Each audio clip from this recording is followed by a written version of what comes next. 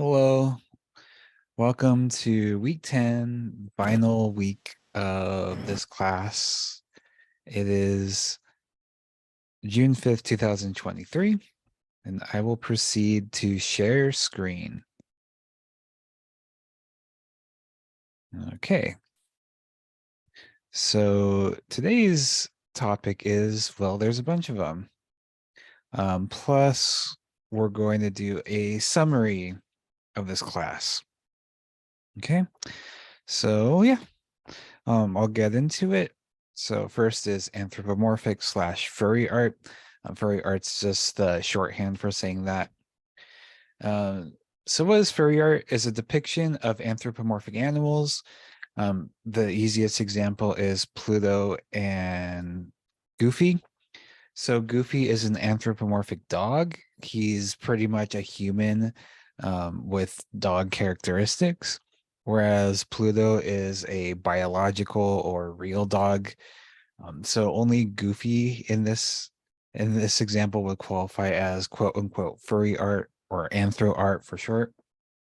Um, so what's interesting about these is they can't exist in real life. So who is a furry? It's or what is a furry as well? It's anyone who appreciates anthropomorphic characters in any way. You don't. The definition's pretty loose. If you like one of these characters, you're qualified to be a furry.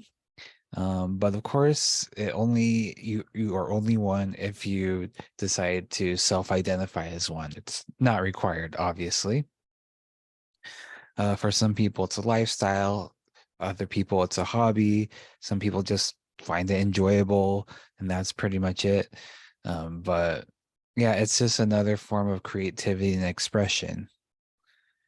Hmm. So why do furries exist? Um, why not, right?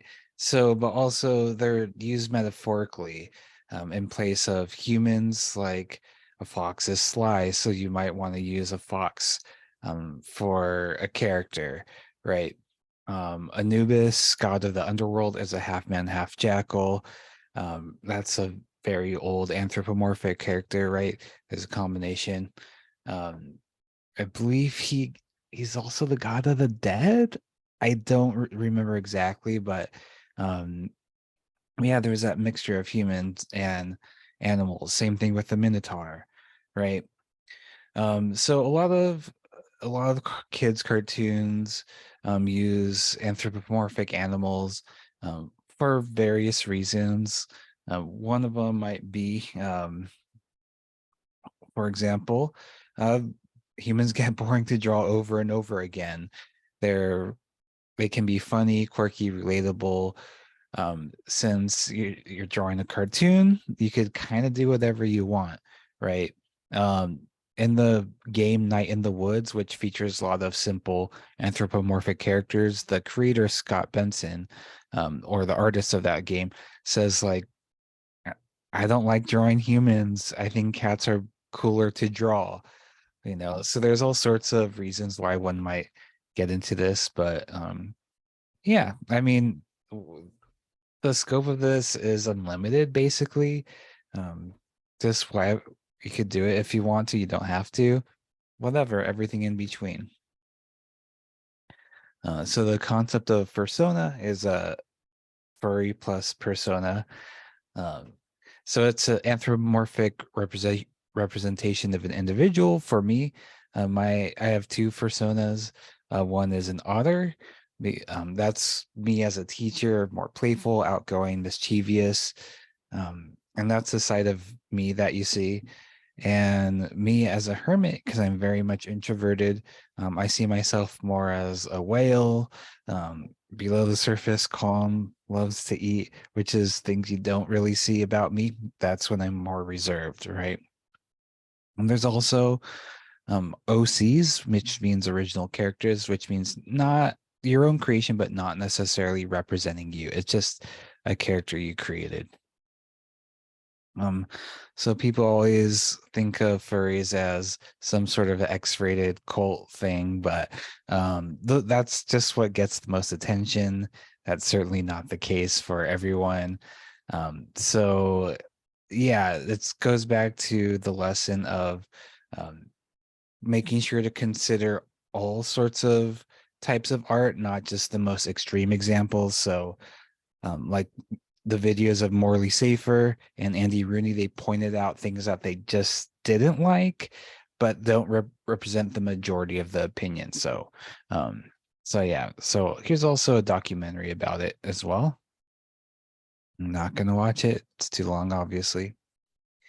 All right, next topic: resampling and pixel art. So basically, the next few topics are for other classes that I thought would be kind of interesting to share.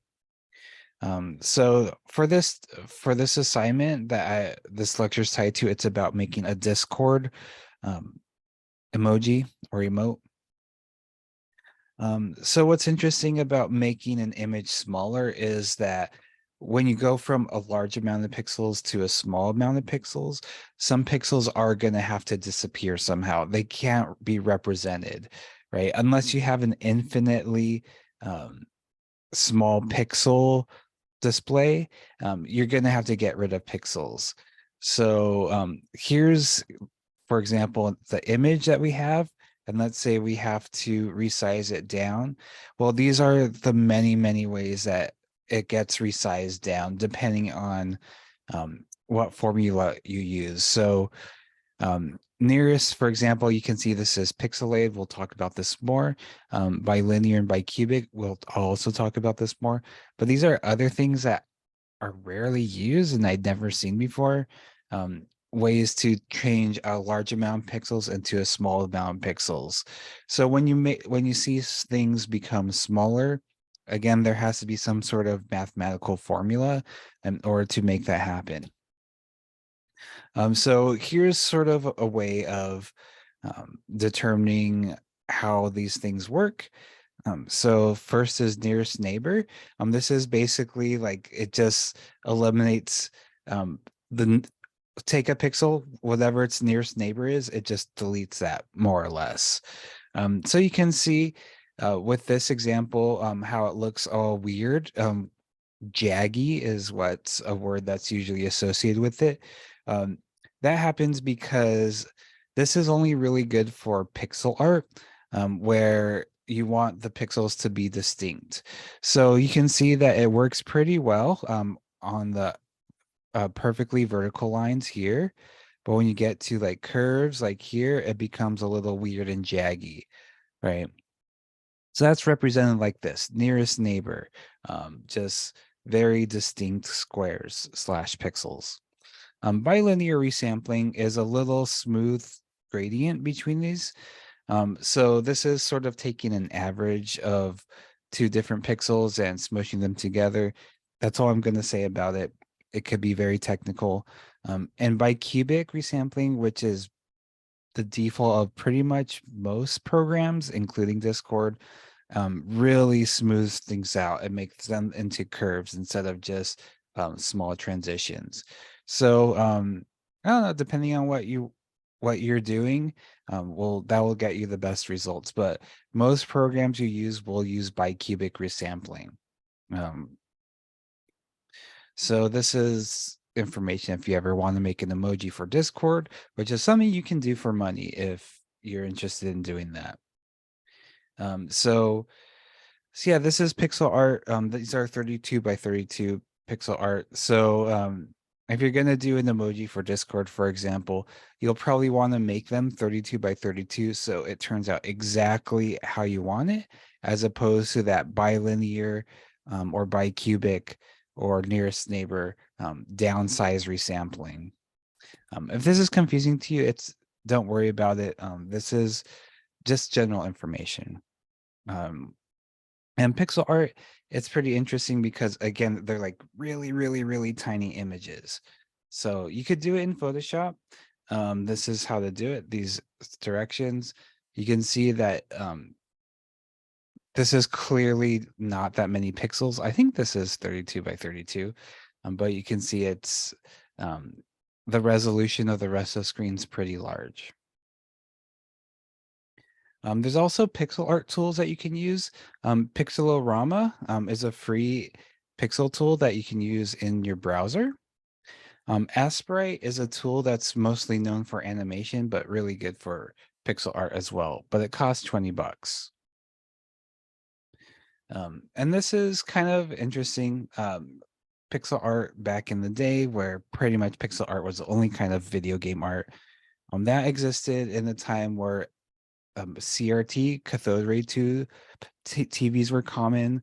Um, Basically, it has this like sort of look. It's not crisp and clear. It's a little bit blurry. Um, has to do with physics and light and stuff, technology, stuff like that. So this is how pixel art slash art appeared on TVs back then, as opposed to clear LCD TVs now.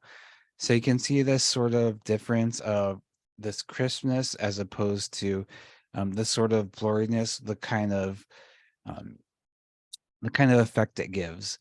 For Alucard here, for example, you can see on the right, it's just a red dot, a red pixel, but on the for the LCD TV, but you can see on the CRT, it kind of spreads across his eyes. So a lot of artists in the Nintendo days, um, I guess PlayStation days too, whatever, um, they made art to be looked at on CRT TVs. So, pixel art, when people think about pixel art, they're probably referring to pixel art being made nowadays, whereas back then it wasn't thought about as pixel art. It is more just art for video games. Oops. All right. Next is commissions. This is mostly for artists, but I also wanted to include this as a way of, in case since you want to commission an artist to do something. So this is a summary on how to make money off your art, basically. Oop. Um, so when you're doing commissions, think about why you want to do it. Um, Extra money. Is this going to be your entire income? Those kind of things will really dictate how much effort and energy you can put into it. But also remember, like, that's gonna determine your enjoyment. Like, if you're doing it just to do it, just to get money, it's might not be enjoyable. It might make your job fun because you like getting challenges, might make your job miserable or make your life miserable making art. It really depends on what you're doing and what you're going for. Think about, what are you selling? Like portraits, full body shots, busts, 3D models, whatever. What are you willing and not willing to do? You definitely want to think about that. And especially this last one, are you going to be doing safer work, or are you or are you going to allow not safer work requests? Um, that's obviously very important. It'll push your boundaries of, you don't want your boundaries to be pushed of what makes you uncomfortable. So that's something you want to think about, and something you want to make sure the artist is selling or not selling if you're trying to commission them. Think about your audience. Um, Obviously, if you're going on like a furry website, for example, you're probably going to be selling to furries. And if you're looking to have a fursona done, you might want to go to a furry website or look at Twitter, right? You might want to go to Reddit for other weird specific things, right? Um, we know Reddit has everything. So yeah, you want to think about your audience, and you want to think about where that artist lives or what kind of artists you want to get commission from, and think about where would they be on the internet. Money is a big factor, obviously, in all this. So we're not going to really talk about that. Um, but here's an example of a advertisement. Is like, this is the kind of art I make. I'm making furry art, full color. Here's the prices of the different types of things. um, and then there's information of, this is what I want to do, this is what I don't want to do, PayPal only, et cetera, et cetera. And here's a bunch of examples. Okay. So this is, again, this is page just a summary. Here's another example. Some people think this is like okay. Some people think it's the the head should be bigger, you should be charged more, et cetera, et cetera. So this and this next page are just examples I'm showing to see like what people think of it. Um, so yeah, you could see that the prices vary quite a bit. That sort of depends on basically like how much experience you have, your quality, what you think you're worth, what you want to charge. It's very complicated. But when it comes to these things, if you're buying or you're buying a commission from an artist, you'll always want to tip them. Just that's kind of the norm. It's also another way to price things. This is also an interesting video of not just commissions, but just like for graphic design in general and just your work in general. How do you value or how do you put value on yourself? So the long and short of this video is basically like you want to price yourself for value, not necessarily how long it takes, because sometimes take you might draw things out and take a long time and it sucks. Sometimes it's great, but sometimes if you're really good and you could get things done really quickly, um, you shouldn't be punished for that. So there's a lot to think about within this video. Logo tips. So I'm gonna go through this really quick. Here's a great video on that by the same YouTube channel. I'm gonna go over the main tips real quick. What is a logo trademark? It's kind of a weird definition where basically a logo is a type of trademark, and a trademark is a way to identify like, a company. Um, it's it's one of those definitions that's like not I mean, there's laws associated with it, but it's kind of hard to really understand. And I've seen that several sources say different things, so I don't want to call myself an expert on this. There's different types of logos. So there's, I think this is a good chart explaining things like for Pepsi, this abstract mark, it really doesn't mean anything by itself, right? It's a symbol. Um, if you didn't know what Pepsi was, it just looks like a design. A mascot logo, pretty obvious combination of abstract mark and pictorial. Emblem, self-explanatory. Letter mark and word mark. I don't know really what the difference is, but pictorial mark is obviously just a picture. So logos are things that should be legible, whether they're up close, on business cards, or from far away. Also, logos are best when they're made in black and white because you can add color, shades of gray later. Because sometimes companies, like for example, if you're printing something in a church bulletin, they might not have color printing available, so you want to make sure your logo is black and white, and you can add the shades and color later.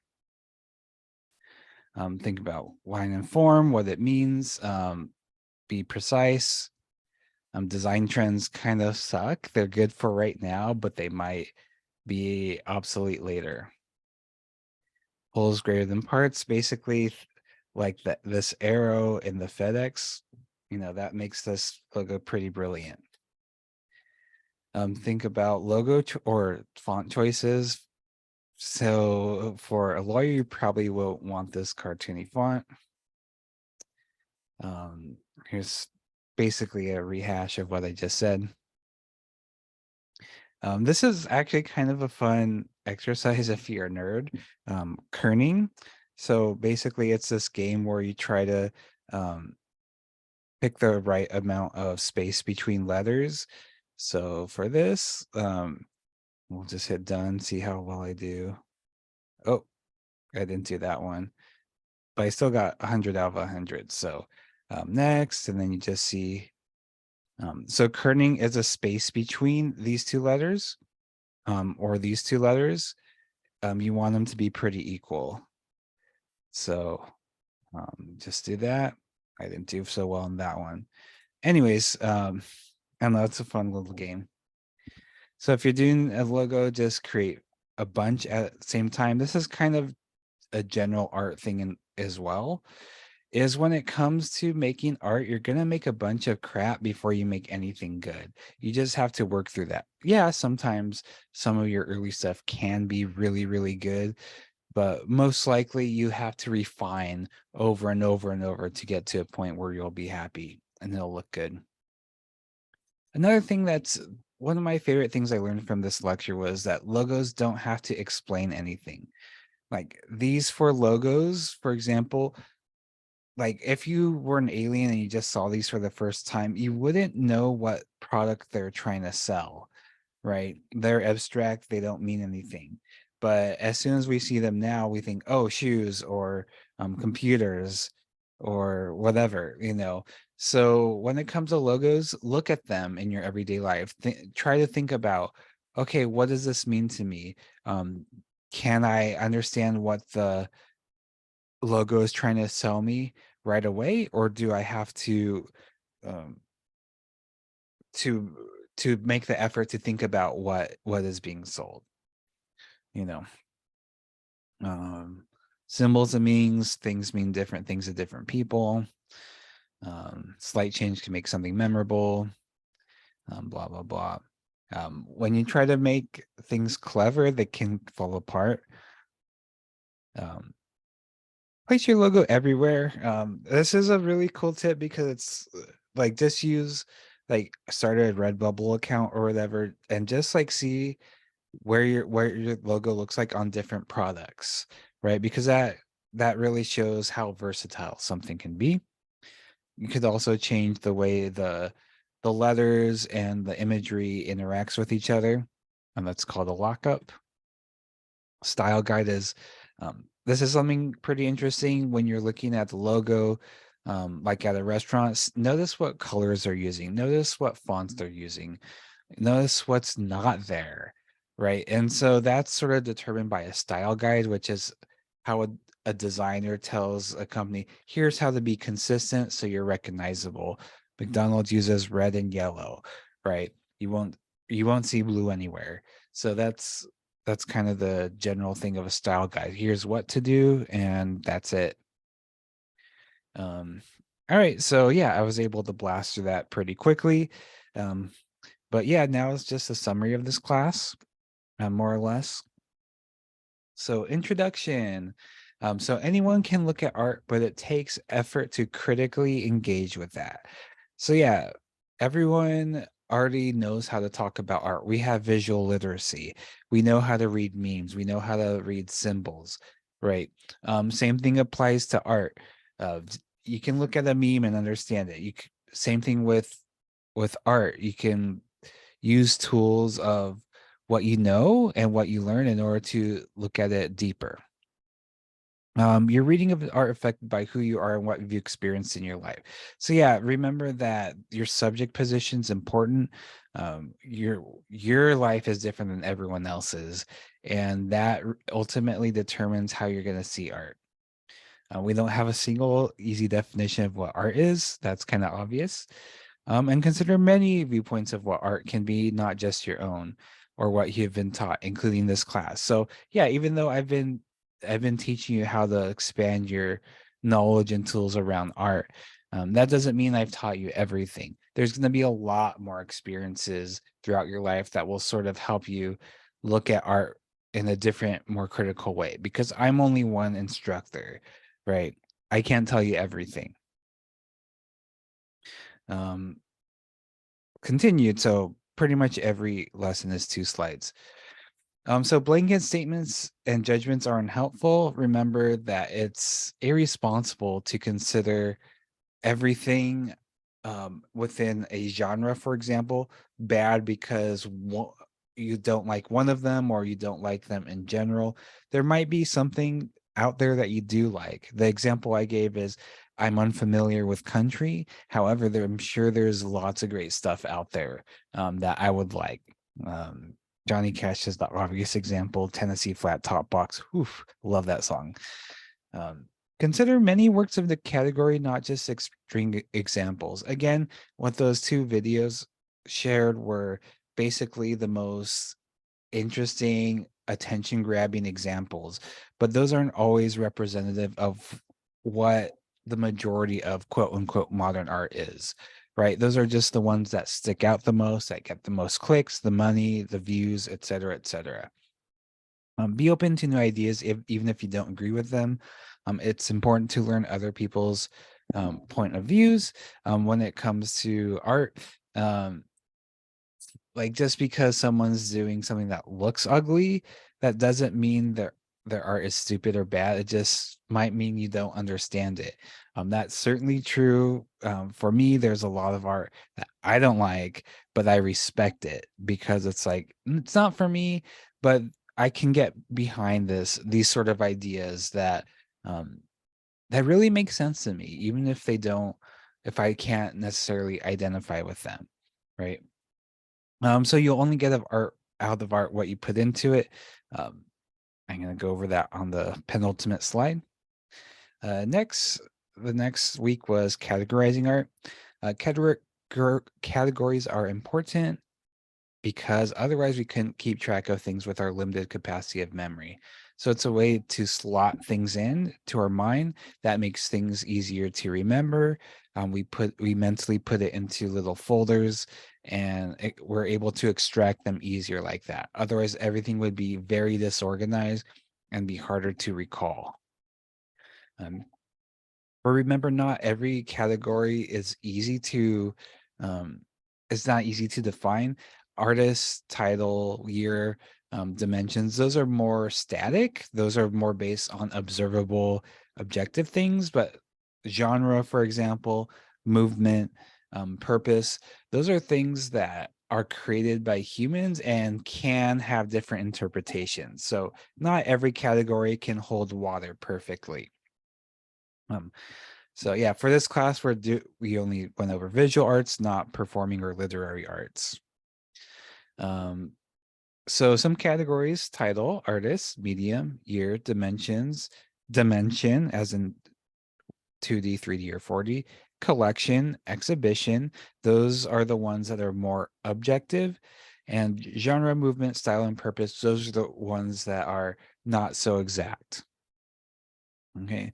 And the distinction between art and craft is relatively young in the history of known art. So the idea of an artist as an individual, as opposed to a group of people working on things, that's a very new notion in the history of art. Um, tens of thousands of years of quote unquote craft making, where we don't know the individual artist because that wasn't important. And then in the past couple hundred or thousand years, probably a couple hundred, yeah, uh, that was more, the emphasis on the individual became more and more important to us as a society.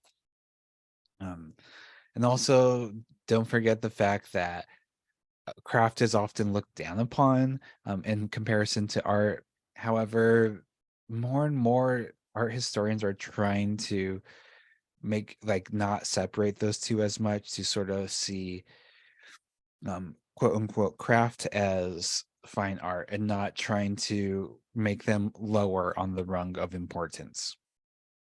Fashion is wearable art. Fashion can be impractical to wear. Fashion can be practical to wear, but but whatever it is, it's visually communicating things to other people. You might just wear whatever just because. You might want to be very specific with the colors you wear, the textures you wear, because that really determines like how other people see you. Elements and principles. This is an example of warm colors, the image. So elements of art are tools artists use to communicate. So again, these are the tools that people use. Um, as an audience, they tell us what we're looking at in a more objective, observable sense. Elements, line, shape, form, space, texture, color, value. Again, those aren't set in stone. But again, these are things that are more objective and more observable. That means like they're not like they're literally tools. We want to use them in ways that um, they're tools that we use to communicate. I'm just saying the same thing over and over again. um, so principles are concepts as opposed to tools, right? Um, and that's how artists use it to effectively communicate their ideas. So yeah, I guess guidelines is a good way to put it. They're guidelines on how to put the different elements together to form an artwork. Balance, contrast, emphasis, scale and proportion, hierarchy, unity and variety, pattern and repetition, rhythm and movement. So the example on the right, there's a lot of variety there because there's a lot of different colors. Um, Scale and proportion, there's not so much emphasis, but as I'm demonstrating, there's more than one that can apply for sure. Median materials. So the image on the left is, I guess you can create your own custom IKEA modular couch, which is kind of cool. So a medium is a physical digital method of communicating an idea into an artwork. Again, everyone has ideas, but you need to make those ideas known. So you can make those ideas known by speaking about them, doing charades about them, making a play about them. But when we're talking about visual arts, we're talking about things such as the big categories: drawing, painting, printmaking, photography, 3D art, um, each with its many subcategories. When you use more than one medium, it's called mixed media. So additionally, into uh, in addition to what's on the page, the medium you use really affects how it's being seen or perceived, because doing something in watercolor is a lot different than doing something in marble, for example. And so this idea by Marshall McLuhan, a Canadian theorist, who says the medium is the message, where it does matter what medium you use to communicate your ideas, and that holds a big part of the meaning. Um, you'll probably hear the phrase "medium is a message" over and over throughout your life, because it does carry some weight. It's not always exactly true as a phrase sounds like. The medium is the message. Medium is the message most of the time. Sometimes it might not be everything, you know, but yeah, you definitely want to use different materials to your advantage, obviously, unless you're explicitly trying to foil expectations. A good example of that is, I don't know if I'll be able to find it. Um, Concrete milk jug. Yeah, I'm not gonna find it here, but there's like this artist who created like concrete milk jugs, stuff like this, um, where they use no, there's a better one, but where you use different materials to foil expectations. Like, oh, here's a milk jug. Oh, it's made of concrete. That's kind of weird. Um, those kind of things really make us think about materiality and what that means and why things are the way they are. Time and comics. So time is considered 4D, as scientifically incorrect as that is. Video art, animations, kinetic sculpture, and performance art are examples of 4D art. Time can be represented in many different ways. Sometimes it may not be represented at all. So yeah, the duration is something that exists within time-based art and not other forms of static art, 2D or 3D art, right? And that adds an element of um, that sort of complicates things. And I mean, it adds another dimension, in the sense that time and duration, those can really change things, right? So if we had this character just without this little swoosh, it would be like a cool heroic pose, right? But since we have this little swoosh thing, or a large swoosh thing rather, we see him as in action.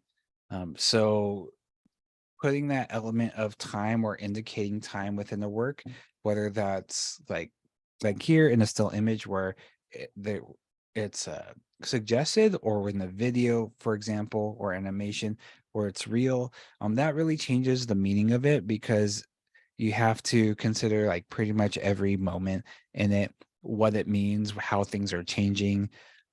Whereas with still images, you sort of have to interpret the before and after, right? But that can be absent in some ways, like non-representational paintings where it's just completely abstracted stuff. um, you might not think about time in any sense, or you might think of that as infinity, right? But sometimes there's clear indicators, like such as this image, where time is a factor. Comics are fun and cool, and the genre in itself. So it's not just, remember, it's not just a type of drawing. It's not just superheroes. It's not just funny stuff. It's it's a medium unto itself, um, using multiple panels, usually a sequence, with or without text, definitely images. Um, well, images 99% of the time. There are exceptions, right? But yeah, this plays into the whole idea of comics, because remember that even though they're still images technically, there's a lot going on time-wise. For example, in here, this is probably just a minute, right? But you can see beep boop, this fox is playing this video game, um, or not, because they don't have thumbs. And then time passes and they lose the game and they can't read. So they're like, oh, that was fun. So obviously a passage of time has to happen in order for these to happen. And this is, we know time passes because of these gutters.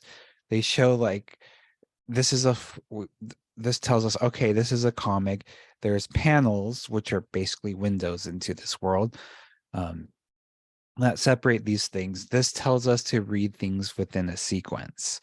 So we do, and instead of seeing things as four random separate drawings, we see them in a sequence because we've learned the language of comics and how to read comics in a sequence. So, um, so us as readers, we're filling in the gaps, and that's what's interesting about comics, is that we're we're actively participating in this, whereas um, with movies, every like that's just one frame after the other. You don't have to do any work. Um, there are times where you do need to use imagination, of course, but within comics, it's required in order to bridge one panel to the next. And time is weird here because you can see four instances at once. Let's say you're on reading panel 2, the past exists, and so does the future while you're in the present. So comics are weird and interesting in that way. Video games. So again, they're recognized by the US Supreme Court as being art legally. They have the same protection as art legally. So that debate, are video games art, doesn't really matter, um, at least in the USA. So they are considered Gesamtkunstwerk. Again, that means a lot of different elements in one package. There's, remember, audio, video, dialogue, coding, lighting, etc., etc., etc. And then the scale of video games can be large, from hundreds of people to a single person. Um, I don't think there's such thing as 0 people, because AI, there are AI games, but those are made by humans making the AI. So yeah, from one person to hundreds. Um, But oh yeah, another thing is video games are hard work. They're made by a bunch of people. Don't be jerks to developers because something's delayed or something's buggy. It's a lot of work. So there's a few different terms here. Art games are basically weird or artsy games. Actually, hold on. I'm gonna stop sharing real quick. Um, I'm gonna show this. Um, this is a funny cover. This book I'm reading, The Queer Games Avant-Garde, which is basically how a bunch of queer creators are making games that aren't necessarily very game-like. Some of them consider them to be like anti-games or non-games, where there's not as much games in it as we think of like sports. Um, but yeah, these a lot of these fall into art games where they're more personal experiences and more based on emotion or autobiography or something different than you would see in high budget titles. So I'm going to go back to share screen. Went forward too much. So those are art games, games that are weird or artsy. Game art is art that is made using game engine tools, but isn't necessarily trying to be a game. It can be a game, but doesn't have to be. But mostly not meant to be interacted with. But it can be. So kind of weird definition. Game art assets is the textures, models within the game. Um, so video games have many potential purposes, sometimes and oftentimes multiple within the same game, such as education, relaxation, entertainment, competition, brain fitness, or advertisements. So this Explore Jam 3, this refers to a modification of the game of the first person shooter Quake from 1996. It's basically Doom, but in 3D. Um, but this this pack of levels created this year. Um, it's all about puzzle secrets and exploration. There's no combat. You don't shoot any enemies. So even the base game that it's made off of, is has a lot of shooting, monsters and stuff. This one, it's just all about exploration, hence Explore Jam. I sadly didn't enter anything into here. I haven't made anything in Quake in a couple years, but this is my kind of thing. I don't like too much violence in games. All right, understanding art meta. So we what we know and learn about art is biased because certain people decide certain art is important for many different reasons. Again, humans are not perfect. Humans have their own experiences, and so that means we can't learn everything perfectly and equal. So so by virtue of that, we have to cut out a lot of things. I couldn't talk about stained glass, for example, in this class because, well, there's not enough time, right? And so does that mean stained glass is less important in the history of art? Or that's just or just like I don't like it, or oh, it's too detailed. I don't have time to do this. I can't do justice for it. Any of those decisions, those have to happen because again, we can't learn everything perfectly. And so um th- so when things are cut, it's because oh, we're not as familiar with them. I'm not going to talk about underwater welding, for example, which is an extremely dangerous and high paying job. So we tend to gravitate towards things that are familiar to us, and because people, art historians of the Western world tend to be white, straight, cis males. A lot of minorities were excluded because of that, which is obviously a problem because we only see one view of art, right? I know nothing about Taiwanese art, for example. I've never been taught any of that. Um, or other regions or other countries I've never heard of. I've certainly heard of or not heard of every single country in the world. So those sort of things get lost because we're we tend to teach things that are more familiar, that are more accessible to us.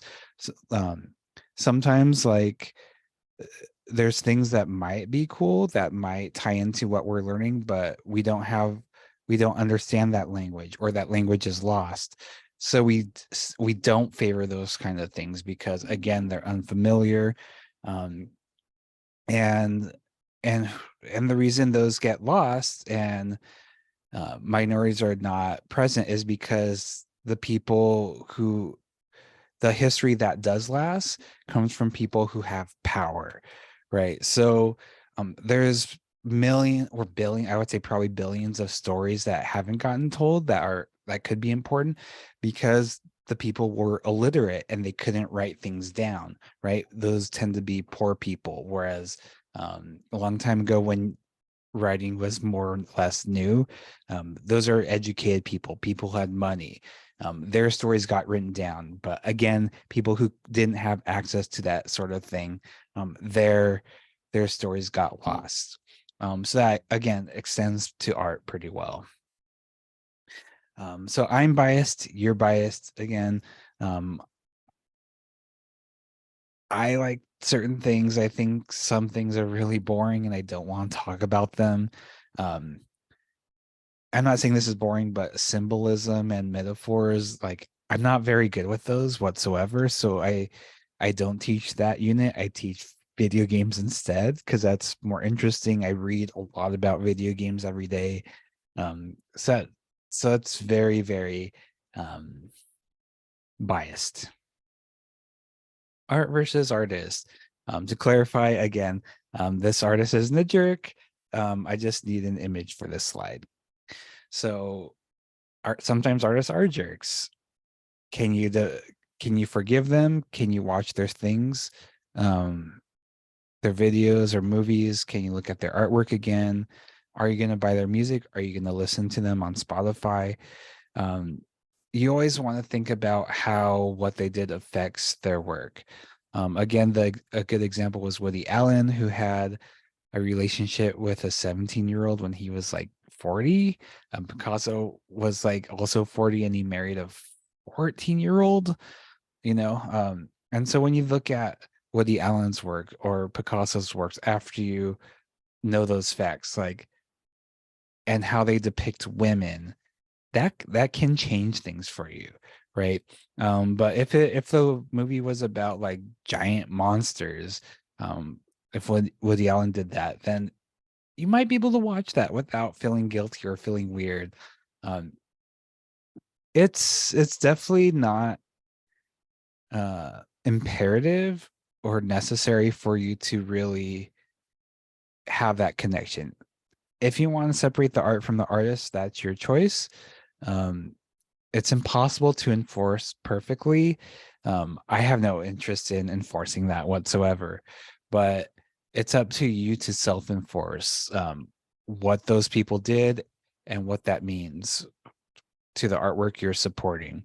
And even just watching their video, talking about them, that's a form of support, right? But again, it's not necessary. You don't have to feel bad about it. Just do whatever. And remember, it also works the other way, where sometimes you learn something great and you love them even more, and that changes the artwork for the better. So think about that a lot. Um, also, artists aren't great because they're crazy. They make art in spite of their disabilities. So, yeah, remember that people who are depressed or dead don't make art, really. Um, People make art in spite of depression. Obviously not death. So, I mean, personally, that happens to me a lot, where I'm depressed and I just don't do anything. But when I do something, it's because I'm feeling good. Art is pretentious. So we went over a little bit about abstract art, um, which is when most people say abstract art, they mean non-representational art, such as this painting on the left, which means there's no real reference to the real world. Like this is just design patterns, colors, etc. You can't see any like monkeys in it or puppies or baby cats. Um, it's just abstract. So um, it's non-representational, but it also is technically abstract. So different artists make art for different reasons. If you think it's stupid or you could do it, try to understand the reasons you feel that way. So yeah, that's self-explanatory. Um, don't make quick judgments. always consider things. Again, if you're too tired and you can't do it right now, that's fine. But just dismissing something is kind of not great. And always, if it's something where you think I could do that, well, try it. And you might learn a lot from that experience, right? And even if it's something you can't do, but you think it's stupid, think about why this artist wanted to do it. Because maybe the idea or history or meaning behind a painting is where its strength is. That is true with conceptual art, where the idea is put before the art. So like it might make you think in a different way, where the artwork itself is like just um a urinal, for example. Like think about how what it makes you think, why is that urinal in this gallery? What is the artist trying to say? Instead of saying this is stupid, it's not art, think about why it's there. um art and money.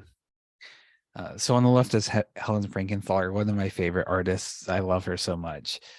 Um, so the fine art gallery isn't a pure exchange of money and art. There can be some weird things going on that benefit the wealthy.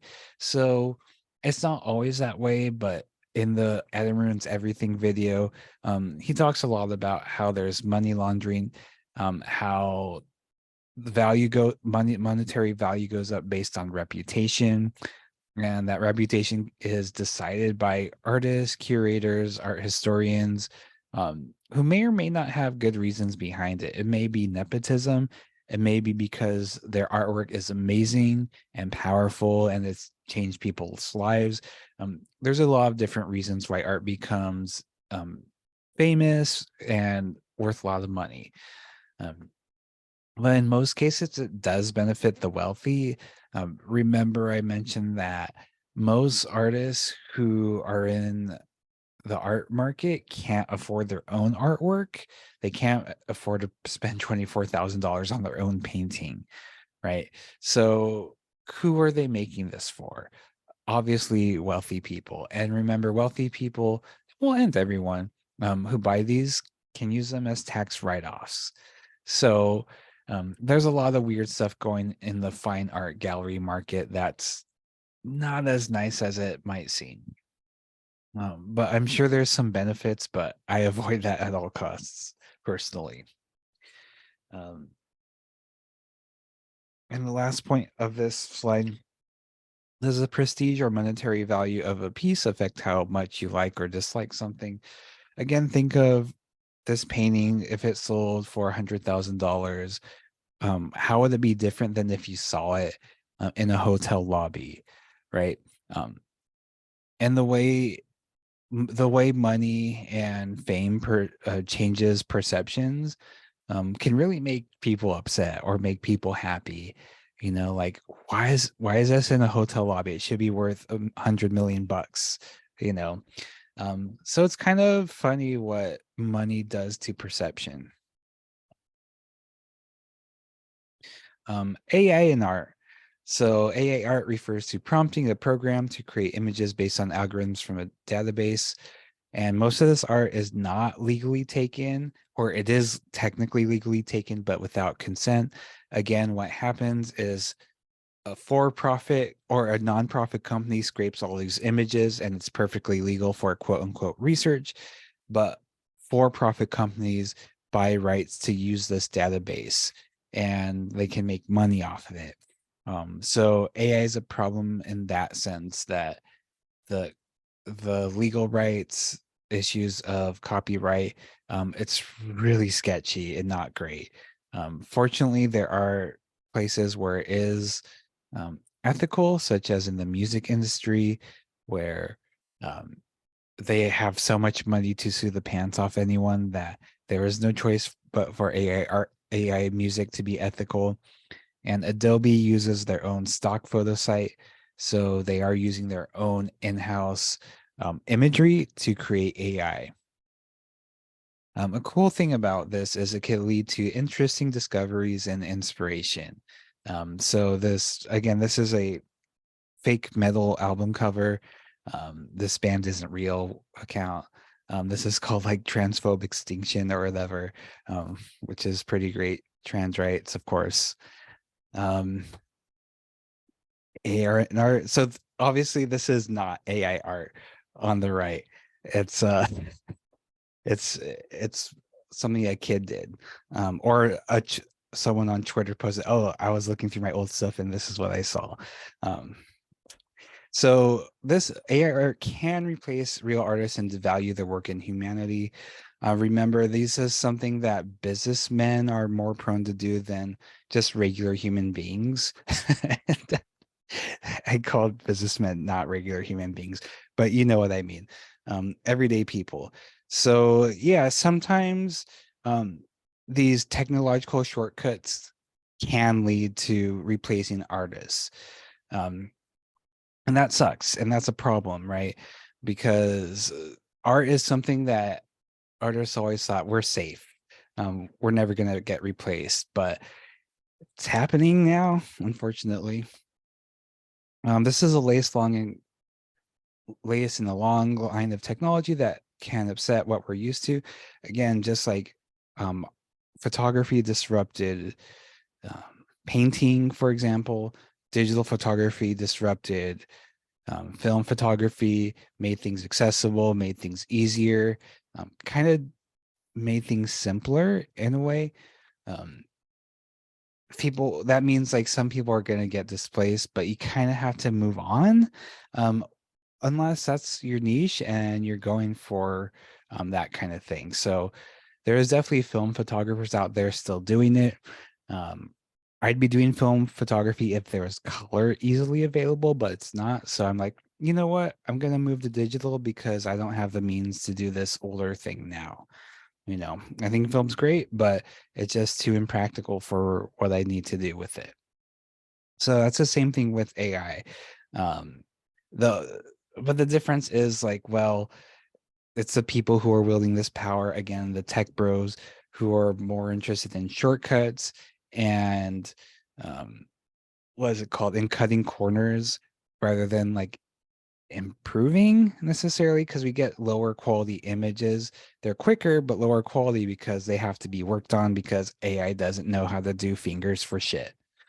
Um, and there's always going to be people who care more about the humanity behind an artwork rather than just getting the result. And those are the people who matter the most when it comes to this kind of thing. We can ignore the tech bros. Well, you can't. You have to fight against it if that's your thing. But as an artist, it is a responsibility to sort of speak out against that if you're against it. But this might be important for the quiz, which only has one question. If there's one thing I want you to remember, it's this: you will get out of art what you put into it. So always remember that. Um, if you're not going to put effort into looking at a piece, then you're not really going to get anything out of it. If you do research, stare at it for a while, keep an open mind, question yourself, question um, the artists themselves, you're going to get a lot more out of art. So that's kind of, again, what you need to know the most out of this class is whatever your effort you're putting into it, that's what you're going to get out of it. Of course, here's a really cute otter. So yeah, stop sharing screen. But yeah, that's pretty much it for this course. Just a rehash of the last 9 weeks. I hope it's been helpful in some ways. There's been some awesome work, some awesome opinions, and I don't know. This is a really fun class to teach, and I hope um, you had some fun learning. So yeah, thanks for watching, thanks for joining, and I hope you all have a wonderful day. Bye bye.